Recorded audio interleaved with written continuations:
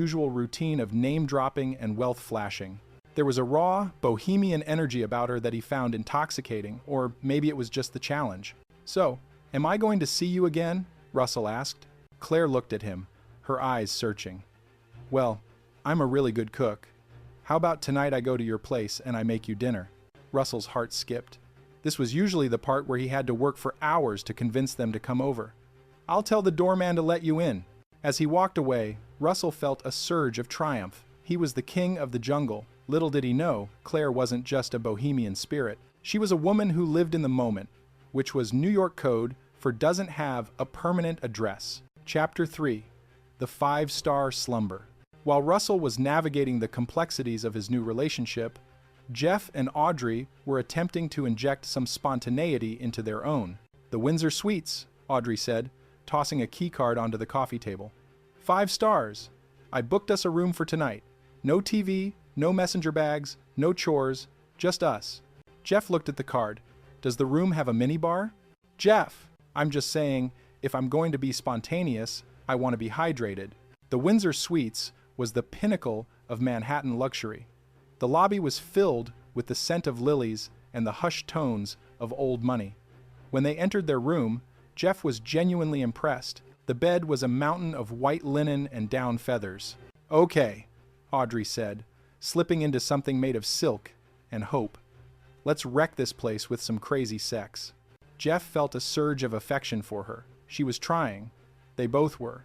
The grind of life, the bills, the repetitive conversations about whose turn it was to buy milk, it took a toll.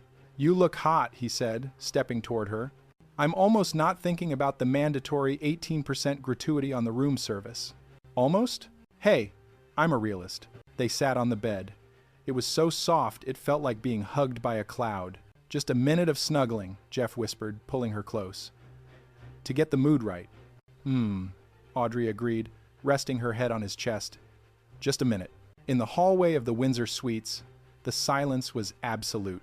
Inside room 412, the crazy, nasty sex was replaced by the synchronized, rhythmic snoring of two people who had finally found a bed comfortable enough to make them forget they were supposed to be having fun. They woke up at 7 a.m. the next morning, fully dressed, feeling more rested than they had in a decade.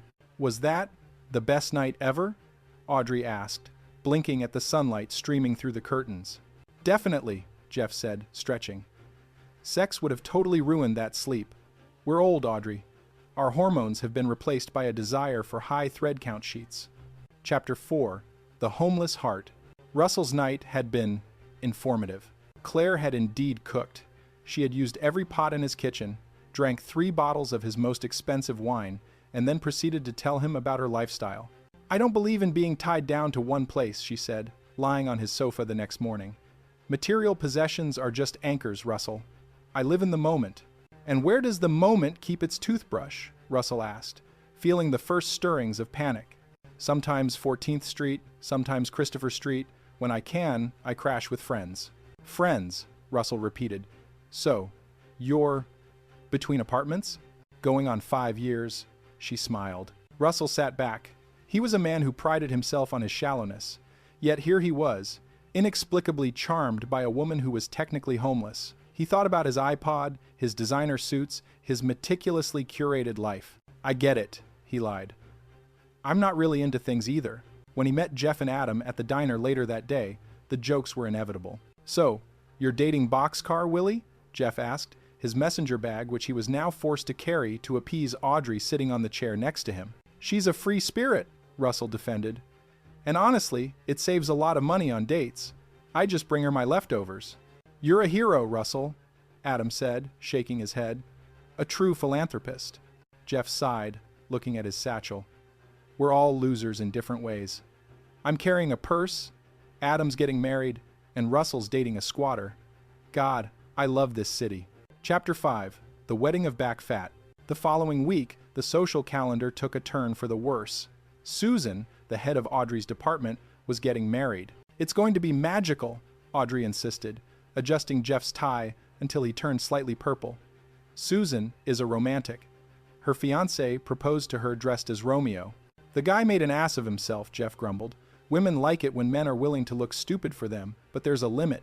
If I ever show up in tights, Audrey, you have my permission to shoot me. The wedding was everything Jeff feared. Garish ice sculptures, expensive centerpieces, and a monogrammed dance floor. Look at that ice sculpture, Jennifer whispered to Adam. A cupid with 5 gallons of punch flowing out of the arrow. Do you think we could have that at our wedding? Adam felt a cold sweat. They had agreed on a simple beach ceremony. Jen, we said, just a few friends, bare feet, casual. I know, she said, her eyes gleaming with the dangerous light of a bride-to-be who had just seen a more expensive option. But look how magical it is. Jeff, meanwhile, was at the bar, nursing a scotch, and trying to avoid conversation. He noticed a small boy, about 10 years old, holding a video camera. Hey kid, Jeff said. Don't record me. I'm in witness protection. The kid looked at him with a deadpan expression. I'm recording the bride. My aunt. Look at that dress. Yikes. Back fat. No wonder her dad gave her away. Jeff snorted, nearly spraying his scotch. Back fat? That's cold, kid. I like you. Audrey appeared, looking stressed. Jeff, stop talking to the children and come dance. Susan is watching. I'm not dancing on a monogrammed floor, Audrey. It's disrespectful to the font. As the night wore on, the old-school Jeff came out. After 3 scotches, the cynicism melted into a strange, drunken form of loyalty. He saw Audrey looking disappointed as she watched the other couples. He realized that for all his complaining, she just wanted to feel special. He walked over to the band, slipped the lead singer a $20 bill, and took the microphone. Attention everyone, Jeff announced, his voice echoing through the ballroom. I want to dedicate a song to a very special lady. Not the bride, no offense to the back fat, but my wife, Audrey. Audrey froze, her face turning a deep shade of crimson. Jeff, get down from there. The band started playing a cheesy 80 seconds ballad. Jeff didn't just sing, he performed. He sang with a sincerity that was both horrifying and deeply touching. He looked like an idiot, but he was her idiot. Later, in the cab home, Audrey leaned her head on his shoulder. You're a terrible singer, Jeff. I know. And you were incredibly rude to Susan's nephew. The kid was a visionary. But, she whispered, that was the most romantic thing you've done in years. You made an ass of yourself for me. Jeff smirked in the dark. No comprende, soy Guamish. Chapter 6. The Practice Party.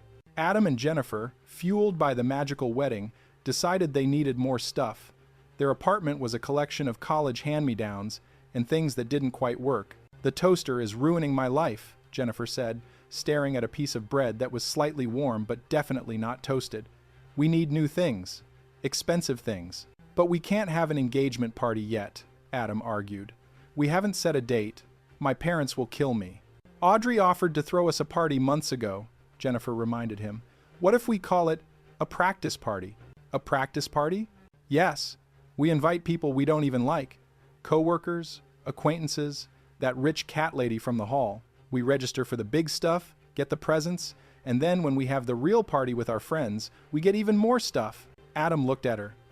That is incredibly unethical. I love it. The practice party was a masterpiece of social engineering. They invited the office blood drive list. They invited people they hadn't spoken to in years. Jeff, of course, saw right through it. You're running a gift-grubbing scam in my apartment? He asked, watching them set up a display of appetizers. I want in. What? Adam asked. If you're pulling a heist in my living room, the house gets a cut. I want to register for a high-end blender and a set of power tools. Fine, Jennifer sighed. But no big-ticket items for you. The party was a roaring success. People they barely knew showed up with boxes from Tiffany's and Crate and Barrel. Look at this, Adam whispered, opening a box in the kitchen. A 6-slice toaster. I can make an entire loaf of bread at once. And look at this talking scale, Jeff said, stepping on it. Take it easy, pretty boy, the scale chirped in a digital voice. I'll tell you if you're getting fat. I hate this thing, Jeff muttered. But the night took a turn when Audrey's sister, Barb, arrived. Barb was recently single, emotionally fragile, and had the unfortunate luck of being Russell's new target. Russell, surprisingly, seemed to be falling for her. Or at least, he was in love adjacent. I held her hand today, Jeff, Russell whispered, looking dazed. And I didn't even guide it toward anything. You're sick, Russell, Jeff said. You've got the love virus. It starts with hand-holding and ends with you buying a minivan and arguing about grout. Chapter 7. The Musical Disaster. The tension between Jeff and Adam reached a breaking point over a dinner cruise. They had gone out with another couple, Jack and Sheila, a fix-up arranged by Audrey and Jennifer. It had ended in